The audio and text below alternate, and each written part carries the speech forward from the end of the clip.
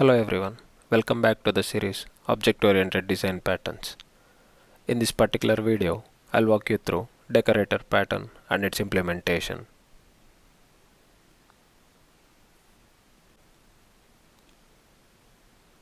What is a decorator pattern? A decorator pattern attaches additional responsibilities to any object dynamically. Let's look into a small example. Consider this as an empty cup. I have added some milk and then some coffee powder and sugar to it. This will result as a coffee. If you see closely, milk, coffee powder and sugar are the additional responsibilities attached to the cup. These additional responsibilities are called decorators. These decorators can be added or removed dynamically at runtime. Well, we can also achieve this using inheritance. Like, I can extend milk, coffee powder and sugar to the cup and I can inherit all the properties, all the methods and the variables of milk, coffee powder and sugar. What is the real problem? Why do we need decorator over inheritance? Decorators provide more flexibility than inheritance. Let's see this with couple of examples. From our previous example of making a coffee, we have three classes like milk, coffee powder and sugar, and each one of these has its own behavior. Now we have another class which is cup. So I want to add or include the behaviors of milk, coffee powder and sugar into the cup. Using inheritance, I'll just extend each of the class into the cup. Well, most of the programming languages in these days doesn't support multiple inheritance. This is because we might lead to diamond problem. What is a diamond problem? In this particular case, think about milk and coffee powder has a same method called taste. Now, when you are extending milk and coffee powder into the cup class doesn't know which taste method should I take, either it is from milk class or coffee powder class. This is called diamond problem. Due to this, many of the programming language these days does not support multiple inheritance. How can we overcome this problem in inheritance? Well, there is one way. So we need to create a separate class extending milk and coffee powder. We can name it as milk coffee powder class. It's a single class. We can use method overriding to override the taste method from milk and coffee powder so that it will be only a single method. And then we can make cup class to extend this milk coffee powder class. By this, we should never encounter the diamond problem. So, what is the real problem in this case? This leads to class explosion because we need to create another class for each and every combinations of the products. The milk, coffee powder or sugar. We need to maintain huge number of classes and this is not a good way of maintainability. Well, coming to decorators, we don't have the problem of multiple inheritance or class explosion because we are not using inheritance in decorator pattern. We'll be using composition. Due to this, we'll have the flexibility to wrap up any number of products like milk, coffee powder or sugar around the cup class, and these might be in any combination because these are all atomic level products. We don't have separate classes for combinations. No problem if you didn't get the complete overview of how this is implemented. You will get more idea further in the video when we talk about the implementation of decorator pattern. This is one example where decorator beats inheritance to build flexible designs. Let's look into another example. Well, in inheritance, if the cup class extends milk, then we'll get a class. We can name it as milk cup, the cup which has some milk in it. Now, can we go backwards? Like, I want to remove the milk from the cup. Is this possible in inheritance? This is not possible because inheritance is static. That means you cannot change the parent or remove the parent like milk at runtime. But coming to decorator, we will have the ability to change the wraps, the decorators around the cup at runtime dynamically.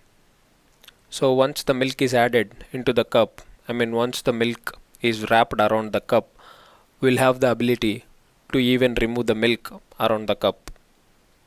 So this is where decorators have the ability to change dynamically at runtime. When comes to inheritance, inheritance cannot change anything at runtime. These are static. Decorators are dynamic. I hope you get a better understanding on why to choose decorator over inheritance at some particular areas. Let's look into a pizza ordering application. This application is used by the receptionist of a pizza restaurant or a cafe. We have a menu for toppings where we have veggies, proteins, etc. And the cafe also offers different kinds of pizzas like plain pizza, thin crust pizza, etc. When a customer needs to order a pizza, he or she will go to the reception and select any one of the pizzas and then adds the necessary toppings on top of it and get the bill. Once the bill is paid, the order will be taken by the restaurant. In this application, we are going to focus on how the cost is calculated with the pizzas and toppings. Let's see how we are going to design and implement the cost calculation. Let's look into class design of this application. From our understanding, we will have different types of pizzas. Then we should definitely have an interface for pizza. And we'll have wheat pizza, plain pizza, and so on. These are implemented on pizza interface. The pizza interface has two abstract methods that are getCost and getDescription methods. So these two methods will be mandatorily available in every pizza. Apart from pizzas, we have toppings. So we'll have a class for toppings. Look into the inner pizza variable. It is the variable of pizza type. That means it will hold a pizza instance. So this is called composition. So we are not inheriting all the properties of pizza, but we are composing a type of pizza into a topping, and this will be implemented on pizza interface. You might think of a topping is not a pizza, then why are we implementing on top of pizza interface? Well, it is not just a topping. It is a pizza with a topping. That is the meaning of topping pizza class. Because the pizza is a variable inside topping pizza class. And if you see the third method, get inner pizza. So this is the method which will be responsible for moving backwards. That means to remove the topping from the pizza. We can just call this method to get the pizza which is there inside this class. All the toppings will extend topping pizza class through inheritance.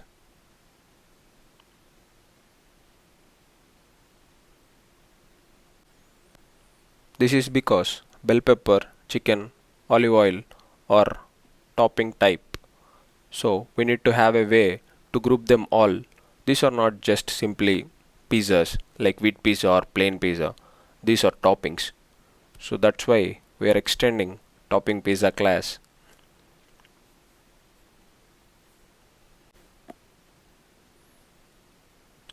Let's look into pizza implementation. We have an interface for pizza and two abstract methods, get description and get cost. Then we have wheat pizza, which is implemented on pizza interface. If you see in wheat pizza, we have cost and also description. Similarly, we have plain pizza. So these are normal pizzas apart from toppings. Let's see topping implementation. This is a class which is implemented on pizza. It has all the three methods. We have the implementation of getInnerPizza because this method is generic for all the toppings. If you see at the constructor of topping pizza class, you'll see that it is taking an argument pizza to wrap of a pizza type. So that is the pizza on which we're going to apply topping.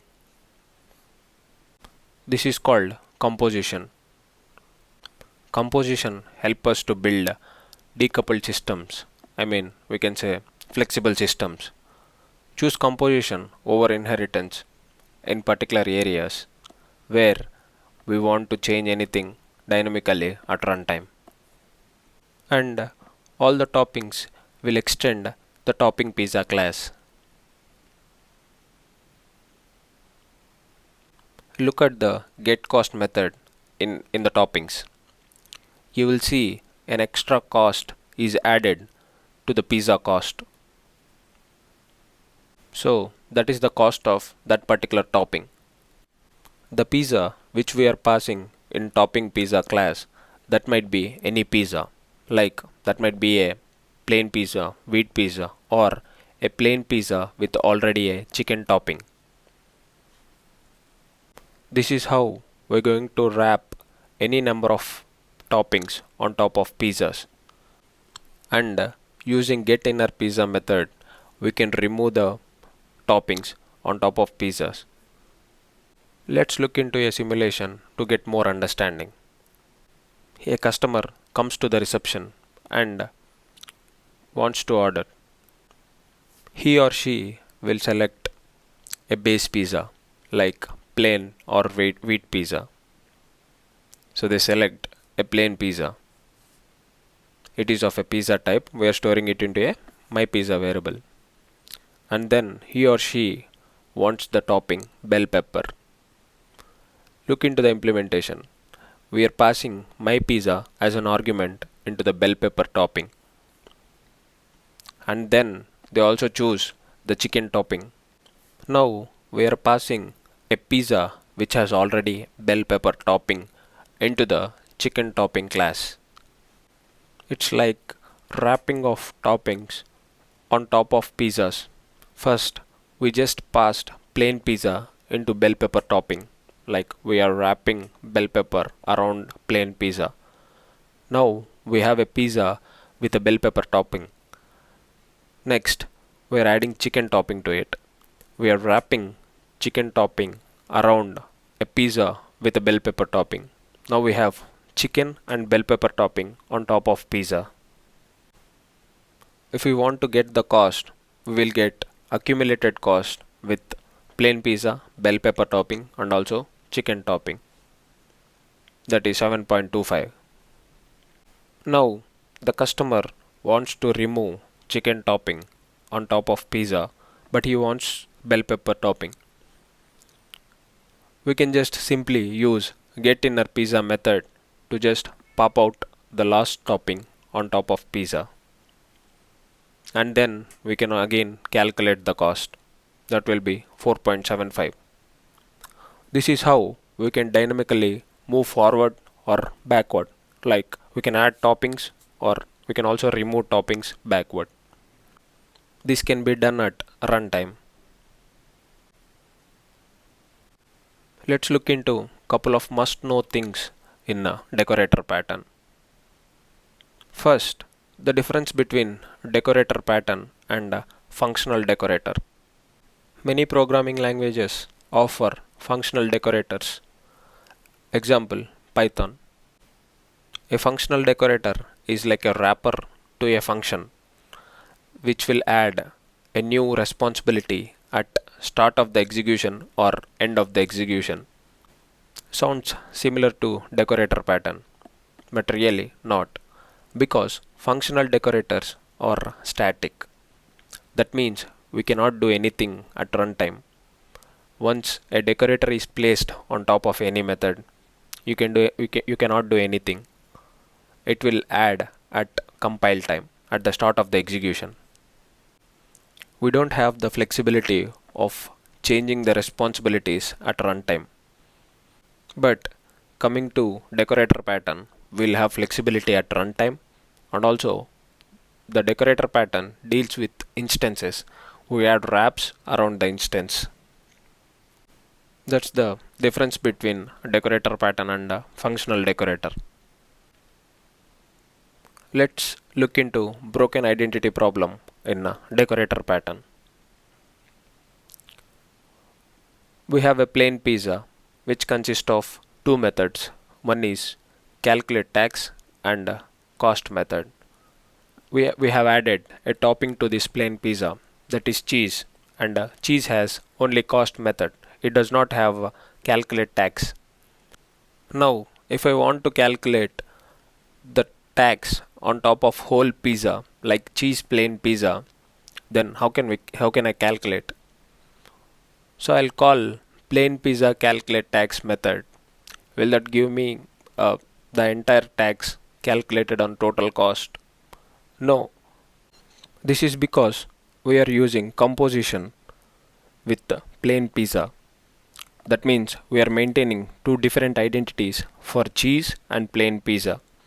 The calculate tax in plain pizza always calculate the tax on top of the plain pizza's cost method. It will not use cheese pizza's cost method. This is called broken identity problem, and we need to be aware of this while implementing decorator pattern. Otherwise, this can lead to massive logical bugs which we cannot track.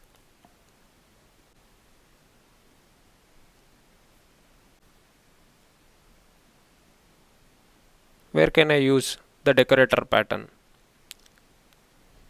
The places where you want to wrap additional responsibilities around something, and places where you have middlewares.